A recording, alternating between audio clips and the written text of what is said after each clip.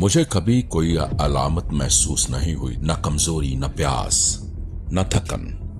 ایک دن کمپنی کی طرف سے معمول کے بلڈ ٹیسٹ کے لیے ڈاکٹر کے پاس گیا تو معلوم ہوا کہ میں پری ڈائبٹک ہوں۔ اس وقت میں شعور سے خالی تھا، جیسے کوئی گھوڑا جس کے گلے میں لگام ہو اور معالج کے ہاتھ میں باغ، جو وہ کہے وہی سچ، وہی علاج۔ میری مرحوم بیوی کے علاج کے دوران میں نے بہت کچھ سیکھا۔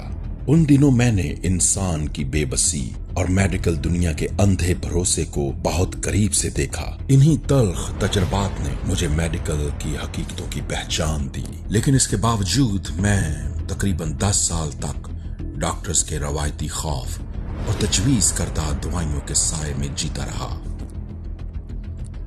آج میں آپ کے ساتھ اپنی زندگی کا وہ سچ بانٹنا چاہتا ہوں جس نے مجھے ایک نئی سمت، ایک نئی امید اور یسوع مسیح کی روشنی میں جینے کا نیا انداز عطا کیا۔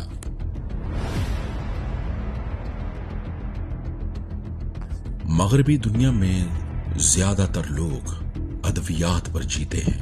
میں ایک وقت تھا جب میں صرف ڈاکٹرز کے کہنے پر چلتا تھا۔ تقریباً 10 سال تک میں نے بغیر سوچے سمجھے دوائیں لی، نہ علامات تھیں، نہ تکلیف، صرف ایک لیبارٹری رپورٹ اور ڈاکٹر کا خوف۔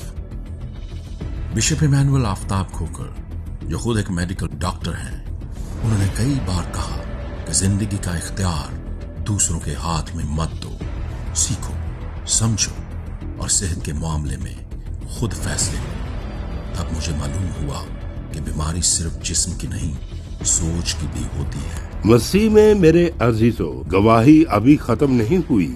دیکھتے رہیے بائبل اور ہم۔ جے یشوع ہمشیاہ۔